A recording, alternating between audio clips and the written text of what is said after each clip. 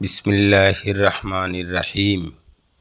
আলহামদুলিল্লাহ, আমার 2 নম্বর তলার কাজ চলতেছে আমির হামজা মাদ্রাসার। বর্তমানে ফায়া ছাড়া মোটামুটি কমপ্লিট হওয়ার পর এখন শাটারিংয়ের কাজ শুরু করেছি। বিমের ছাদে বিমে একসাথে ঢালাই হবে, যার কারণে আগে বিম শাটারিং চলতেছে। মোটামুটি বিমের কাজ শেষের পথে। এই মুহূর্তে বিম কমপ্লিট হয়ে গেছে,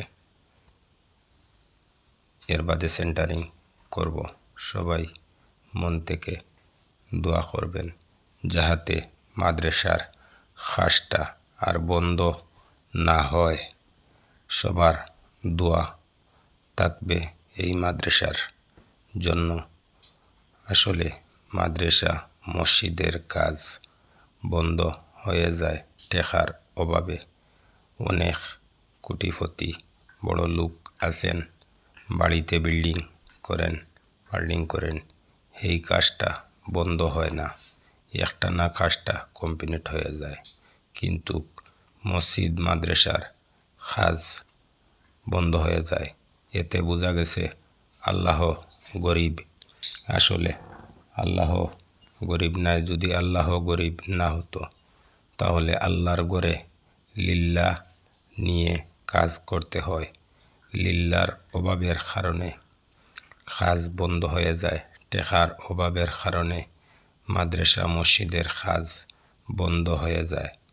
এটাই আমরা মুসলমানের ধর্ম। অনেক এই টাকা পয়সা দি কী করবেন? আজ মরলে খাইল 4 দিন। সবাই ঘরের মধ্যে রাখার জায়গা দেয় না। মরার সাথে সাথে খফতে নিয়া আমরারে কবরস্থানে তৈয়া আসার জন্য এলাকাবাসী অনেক দূরত্ব নিয়া কবরে রাখার চেষ্টা করে। এটা খেয়াল রাখবেন। মসজিদ মাদ্রাসায় সবাই সাহায্য করবেন। দেখবেন মসজিদ মাদ্রাসাগুলা অনেক উন্নত হব এবং এগিয়ে যাব। আমরার ছেলে সন্তান মানুষ বানানোর জায়গা থাকব। যদি আমরা মসজিদ মাদ্রাসার প্রতিষ্ঠিত না হয় তাহলে বাচ্চা আমরা মানুষ বানাতে পারব না। এটাই লক্ষ্য রাখবেন। আসলে যদি সব মুসলমানদের খেয়াল থাকে মসজিদ মাদ্রাসার দিকে, তাহলে মাদ্রাসা মসজিদ অনেক এগিয়ে যাবে।